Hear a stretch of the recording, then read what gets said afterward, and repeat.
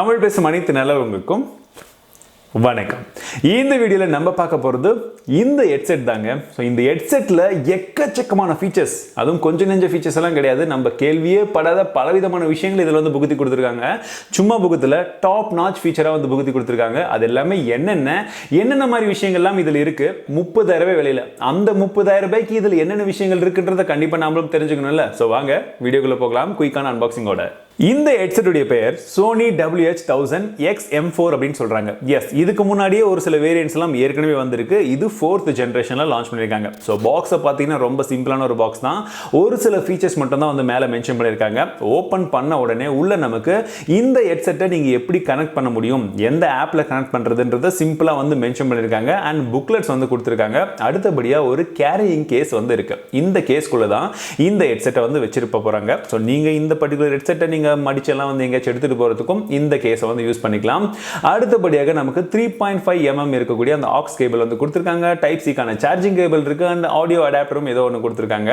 So இந்த headset பார்க்கும்போது என்னுடைய ஃபர்ஸ்ட் இம்ப்ரெஷன் எப்படி இருந்ததுன்னா, எடுத்த உடனே என்னடா கொஞ்சம் பல்கா இருக்கு, ரொம்ப நாள் கழிச்சு ஒரு ஓவர் தி இயர் ஹெட்ஃபோன்ஸ் பார்க்குற ஒரு ஃபீல் தான். ஸோ கொஞ்சம் பல்கியா இருக்கிற மாதிரி தெரிஞ்சது. அண்ட் காதில் போட்ட உடனேவே ரொம்ப பெருசாக இருக்கிற மாதிரி ஒரு ஃபீல் இருந்தது. இது எப்போனா அன்பாக்சிங் பண்ணி நான் யூஸ் பண்ண ஆரம்பிச்சப்போ. பட் இப்போ கிட்டத்தட்ட ஒரு 4-5 நாட்கள் ஆயிடுச்சு. கிட்டத்தட்ட 1 வீக் ஆயிடுச்சுன்னு வச்சுக்கோங்களேன். இந்த 1 வீக்ல நான் இதை யூஸ் பண்ணும்போது எனக்கு ரொம்ப கம்ஃபர்டபுளா இருக்கு. மெயினான ரீசன், பில் குவாலிட்டி எப்பவுமே சோனி தரப்புல இருந்து சாலிடா தான் இருக்கும். அண்ட் மேட் பிளாக் பார்க்கிறதுக்கே சூப்பரா இருக்கு. இந்த குஷன்ஸ் எல்லாம் ரொம்ப கம்ஃபர்டபுளா இருக்கு. ஸ்பெஷலி இந்த காது மேல இருக்கக்கூடிய இந்த பர்டிகுலர் குஷன்ஸ் எல்லாமே ரொம்ப சாஃப்டா கொடுத்துருக்காங்க. நல்ல எக்ஸ்ட்ரா குஷன்ஸே இருக்கிறதுனால நீங்க கண்டினியூஸா வியர் பண்ணும்போதும் உங்களுக்கு பிரச்சனை இல்லை. ஸ்டார்டிங்ல போடும்போது கொஞ்சம் வித்தியாசமா இருந்தாலும் போடும்போது பெர்ஃபெக்ட் குவாலிட்டியில் இருக்கிறதுனால நமக்கு எந்த ஒரு டிஸ்அட்வான்டேஜுமே, அதாவது எந்த டிஸ்கம்ஃபர்ட்டுமே இல்லை அப்படின்னு தான் வந்து சொல்லும். ஸோ இது குயிக்கான ஒரு சின்ன ரிவ்யூ அப்படின்னு எடுத்துக்கலாம். பட் மெயினாக இதில் இருக்கக்கூடிய ஃபீச்சர்ஸ் என்னென்னு நான் சொல்றேன்னு சொன்னேன் இல்லையா. முக்கியமாக இந்த பர்டிகுலர் ஹெட்செட்டோடைய ஒரு மிகப்பெரிய ஹைலைட்டிங் ஃபீச்சராக அவங்க சொல்லக்கூடிய ஒரு விஷயம் என்னன்னா, இதில் intelligent industry leading noise cancellation இருக்கிறதா சொல்றாங்க. அதாவது இண்டஸ்ட்ரியிலேயே இருக்கக்கூடிய மிகப்பெரிய அளவிலான ஒரு நாய்ஸ் கேன்சலேஷன் ஃபீச்சரை இதில் தான் கொடுத்துருக்கிறதா சொல்றாங்க. நானும் அதெல்லாம் பார்க்கும்போது என்னடா அப்படி இருக்க போகுதுன்னு தான் நினைச்சேன். பிகாஸ் நம்மளும் ஒரு சில ஹெட்செட்லாம் யூஸ் பண்ணியிருக்காங்கல்ல. பட் இது கண்டிப்பாக வேற லெவலில் இருக்குங்க. அவங்க சொன்ன அந்த ஃபீச்சருக்காகவே ஒரு சில எக்ஸ்ட்ரா டிரைவர்ஸையும் வந்து கொடுத்துருக்காங்க. டெடிகேட்டடாக சோனி டிரைவர்ஸ் வந்து கொடுத்துருக்காங்க. ஆனால் அந்த நாய்ஸ் கேன்சலேஷன் அப்படின்றது எந்த அளவுக்கு இருக்குன்னா, இப்போ சுற்றி ஃபேன் ஓடுது, ஏசி ஓடுது, பஸ் ஓடுது, எது வேணாலும் வச்சுக்கோங்க. ஜஸ்ட் நீங்கள் அந்த நாய்ஸ் கேன்சலேஷனை ஆன் பண்ணிட்டு போட்டுட்டீங்கன்னா உங்களை சுற்றி எந்த சவுண்ட் இருந்தாலும் எதுவுமே கேட்காது. ரொம்ப கிளீனாக ஸ்லீக்காக ஒன்றுமே இல்லைன்னு வச்சுக்கோங்களேன். சுற்றி என்ன நடக்குதுன்னு கூட தெரியாது, அந்த அளவுக்கு இருக்குது. உங்களுக்கு வேணும்னா கம்மியும் பண்ணிக்கலாம், அந்த ஆப்ஷன்ஸும் இருக்குது. அது என்னென்னது சொல்கிறேன். பட் நாய்ஸ் கேன்சலேஷன் சும்மா பக்காவாக இருக்குது. எடுத்தீங்கன்னா ஆட்டோமேட்டிக்காக அந்த சவுண்ட் கேட்க ஆரம்பிச்சிடும். ஸோ அந்த மாதிரி ஒரு விஷயம் வந்து இதில் கொடுத்துருக்காங்க. பட் அது ஒன்று மட்டுமே இந்த ஹெட்செட்டுக்கு உண்டான ஒரு யூஎஸ்பி அப்படின்னு கிடையாது. நிறைய விதமான விஷயங்கள் இருக்குது. எனக்கு பர்சனலாக ஒரு சில விஷயங்களும் பிடிச்சிருக்காது. என்னன்றதை நான் சொல்கிறேன். ஃபர்ஸ்ட் விஷயம் வந்து பார்த்தீங்கன்னா, ஸ்பீக் டு சேட் அப்படின்னு சொல்கிறாங்க. அதாவது இந்த ஹெட்செட்டை நம்ம போட்டுருக்கோம் இல்லையா, போட்டுட்ருப்போம். ஸோ இந்த மாதிரி நம்ம எந்த ஹெட்செட்டை போட்டிருந்தாலும் திடீர்னு யாராச்சும் வந்து பேசுவாங்க. ஸோ பேசும்போது நம்ம என்ன பண்ணுவோம், ஏதாச்சும் ஒரு பாடல்கள் கேட்குறோம் இல்லை படம் பார்க்குறோன்னா அதை பாஸ் பண்ணிவிட்டு அதுக்கப்புறம் என்ன அப்படின்னு பேசுவோம் இல்லையா. பட் இதில் என்ன கொடுத்துருக்காங்கன்னா, ஸ்பீக் டு சேட் அப்படின்ற ஒரு ஆப்ஷன் இருக்குது. நீங்கள் பேச ஆரம்பிச்சிங்கன்னா ஆட்டோமேட்டிக்காக நீங்கள் கேட்கக்கூடிய பாடல்களாக இருக்கட்டும், வீடியோவாக இருக்கட்டும், அதுவே ஸ்டாப் ஆகிடும், பாஸ் ஆகிடும். எஸ், நீங்கள் பேசி முடிச்சுட்டு டச் பண்ணிங்கன்னா ப்ளே ஆக ஆரம்பிச்சிடும். செம ஃபீச்சரில் நான் இதை கண்டினியூஸாக எப்படி சொல்கிறது, கண்டினியூஸாக நம்ம வந்து வியர் பண்ணவே ஆரம்பிச்சிக்கலாம். நம்ம பேச ஆரம்பித்தா ஆட்டோமேட்டிக்காக மியூசிக் ஸ்டாப் ஆகிடுது. சூப்பரான ஒரு ஃபீச்சர். அதே போல் ரெண்டாவது ஃபீச்சர் அப்படின்றது பார்த்தீங்கன்னா, நம்ம பாடல்கள் கேட்டுகிட்டே இருக்கோம். பட் சுற்றி யாராச்சும் ஏதாச்சும் பேசுகிறாங்களா, யாரோ நம்மளை கூப்பிட்ட மாதிரி இருக்குது அப்படின்னு உங்களுக்கு தோணுச்சு, இல்லை ஏதோ ஒன்று கேட்கணும், என்ன நடக்குதுன்னு தெரிஞ்சுக்கணும்னா ஹெட்செட்டை கலட்டணும் அப்படின்னு அவசியம் கிடையாது. ஜஸ்ட் இப்படி காது மேலே இப்படி வச்சிங்கன்னா, இந்த இடத்து மேலே இப்படி வச்சிங்கன்னா போதும், நாய்ஸ் கேன்சலேஷன் அப்படியே ஆஃப் ஆகிடும். மியூசிக் கேட்டுட்டு இருந்தீங்கன்னா அதுவும் வந்து சவுண்ட் கம்மியாயிடும். ஆட்டோமேட்டிக்காக பின்னாடி என்னென்ன நடக்குதுன்ற அந்த மொத்த சவுண்டும் கேட்கும். ஜஸ்ட் நீங்கள் கை எடுத்துட்டீங்கன்னா திரும்ப நாய்ஸ் கேன்சலேஷன் வந்து ஆக்டிவ் ஆகிடும். பாடல்கள் கேட்டுட்டு இருந்தீங்கன்னா சவுண்ட் வந்து இன்க்ரீஸ் ஆகிடும். செம ஃபீச்சர்ல மூன்றாவது பாயிண்ட் தான் என்னுடைய பர்சனல் ஃபேவரட் அப்படின்னு சொல்லுவேன். ஸோ இந்த மாதிரி ஒரு விஷயம் இந்த ஹெட்செட்ல இருக்கிறது தெரிஞ்ச உடனே நான் யூஸ் பண்ண ஆரம்பிச்சேன். ஜஸ்ட் ட்ரை பண்ண ஆரம்பிச்சதுலேருந்து கண்டினியூஸாக இப்போ யூஸே பண்ண ஆரம்பிச்சிட்டேன்னு சொல்லலாம். என்னென்னா மல்டி கனெக்டிங் பாயிண்ட். ஸோ இந்த ஒரு ஹெட்செட்டை நீங்கள் ஒரே டைமில் 2 டிவைஸ் கூட கனெக்ட் பண்ண முடியும். நான் என்ன பண்ணியிருக்கேன்னா, என்னுடைய ஸ்மார்ட் ஃபோன்லேயும் வந்து ஒரு கனெக்ட் பண்ணியிருக்கேன், ரெண்டாவதாக நம்ம லேப்டாப்லையும் கனெக்ட் பண்ணியிருக்கேன். ஸோ நான் இப்போ எடிட்டிங் எல்லாம் வந்து பண்ணும்போது டேரெக்டாக லேப்டாப்ல இருந்து ஆடியோவை இதில் கேட்டுட்டு எடிட்டிங் பண்ணிகிட்டே இருப்பேன். என் ஸ்மார்ட் ஃபோனும் அதே டைமில் கனெக்டில் இருக்கிறதுனால யாராச்சும் எனக்கு கால் பண்ணாங்கன்னா ஆட்டோமேட்டிக்காக நான் இங்கே கேட்டுட்டு இருக்கக்கூடிய அந்த ஆடியோ கட் ஆகிட்டு இந்த ஃபோனுடைய ஆடியோ வந்து எனக்கு வந்துடும். ஸோ நான் அட்டன் பண்ணி காலை டேரெக்டாக வந்து வந்து பேசிடலாம். எஸ், ஒருவேளை நீங்கள் படம் பார்த்துட்டு இருக்கீங்க இல்லை சாங்ஸ் கேட்டுட்டு இருக்கீங்கனாலும் அந்த பிளேபேக் வந்து அப்படியே வந்து பாஸ் ஆகிடும். இந்த காலை நீங்கள் அட்டன் பண்ணி பேசி முடிச்ச உடனே ஆட்டோமேட்டிக்காக நீங்கள் லேப்டாப்பில் இருக்கக்கூடிய அந்த ஆடியோ வந்து ப்ளே ஆகும். ஸோ இது லேப்டாப் அப்படின்னு கிடையாது, நீங்கள் டேப்லெட்ஸ் எடுத்துக்கலாம், இல்லை இன்னொரு ஸ்மார்ட் ஃபோனை கூட நீங்கள் கனெக்ட் பண்ணிக்கலாம். ஸோ ஒரே சமயத்தில் 2 டிவைஸை நீங்கள் மாற்றி யூஸ் பண்ண முடியும். அண்ட் ஒரு டிவைஸில் நீங்கள் பேசும்போது இன்னொரு டிவைஸில் ஆட்டோமேட்டிக்காக வால்யூம் கம்மியாகிடுது, மாற்றி யூஸ் பண்ணிக்கலாம். ஸோ இது எனக்கு பர்சனலாக ஒரு ப்ரொடக்டிவிட்டி பாயிண்ட் ஆஃப் வியூலேருந்து யூஸ் பண்ணும்போது 2 டிவைஸ் யூஸ் பண்ணும்போது செம ஃபீச்சராக இருந்தது. 4வதாக வியர் டிடெக்ஷன். ஸோ இது நம்ம இப்போ இருக்கக்கூடிய நிறைய விதமான சின்ன சின்ன ஹெட்செட்லேருந்து நிறைய இடங்களில் வந்து பார்க்குறோம். சப்போஸ் நீங்கள் இப்படி போட்டுட்டீங்கன்னா ஆட்டோமேட்டிக்காக ப்ளே ஆக ஆரம்பிச்சிடும். யாராச்சும் வராங்கன்னு இப்படி கழட்டினீங்கன்னா ஆட்டோமேட்டிக்காக அது பாஸ் ஆக ஆரம்பிச்சிடும். ஸோ வியர் டிடெக்ஷன் அதுக்காக இங்கேயே வந்து பார்த்தீங்கன்னா அவங்க ப்ராக்சிமிட்டி சென்சரில் வந்து கொடுத்துருக்காங்க. ஸோ நீங்கள் ஜஸ்ட் வியர் பண்ணீங்கன்னா ஆட்டோமேட்டிக்காக அதுக்கு தெரிய ஆரம்பிச்சிடும். நீங்கள் எந்த பாடல்கள் கேட்குறீங்க, படம் பார்க்குறீங்களோ அது ப்ளே ஆகும், எடுத்துட்டீங்கன்னா ஸ்டாப் ஆகிடும். சூப்பரான ஒரு ஃபீச்சர். அண்ட் 5வதாக ஆம்பியன்ட் சவுண்ட் கண்ட்ரோல் அப்படின்ற ஒரு ஆப்ஷன் வந்து கொடுத்துருக்காங்க. ஸோ இது எதற்காக அப்படின்னா உங்களை சுற்றி இருக்கக்கூடிய சவுண்டை நீங்கள் எந்த அளவுக்கு கண்ட்ரோல் பண்ணணும், வாய்ஸை மட்டும் கண்ட்ரோல் பண்ணணுமா, ஸ்டாப் பண்ணணுமா, இல்லை இருக்கக்கூடிய எல்லா சவுண்டையுமே வந்து நீங்கள் கண்ட்ரோல் பண்ணணுமான்ற ஆப்ஷனை உங்ககிட்டே கொடுக்குறாங்க. ஸோ அதுக்கு அவங்களுடைய ஆப் ஒன்று இருக்குது. அந்த ஆப்பில் எக்கச்சக்கமான ஃபீச்சர்ஸ் வந்து கொடுத்துருக்காங்க. அதில் இதுலேயும் ஒன்று. ஸோ உங்களுக்கு எந்த அளவுக்கு கண்ட்ரோல் பண்ணணும், எந்த அளவுக்கு ஆம்பியன்ட் நாய்ஸ் உங்களை சுற்றி இருக்கக்கூடிய நாய்ஸ் வந்து உங்களுக்கு கேட்கணுன்றதை நீங்களே வந்து வச்சுக்கலாம்.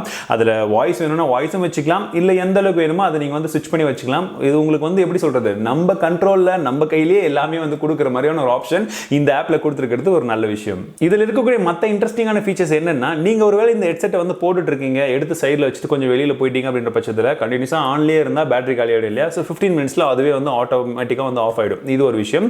2வது விஷயம் வந்து பார்த்தீங்கன்னா, ஒருவேளை ப்ளூடூத் எல்லாம் வந்து ஆஃப் பண்ணி வச்சிருந்தீங்க அப்படின்ற பட்சத்திலையும் நீங்கள் வெறும் ஹெட்செட்டை போட்டிங்கன்னா கூட உங்களுக்கு நாய்ஸ் கேன்சலேஷன் ஆக்டிவ்ல இருக்கும். எஸ், நீங்கள் ஏதாச்சும் ஒரு டிவைஸ் கூட கனெக்ட் பண்ணாதான் உங்களுக்கு நாய்ஸ் கேன்சலேஷன் அப்படின்றது கிடையாதுங்க.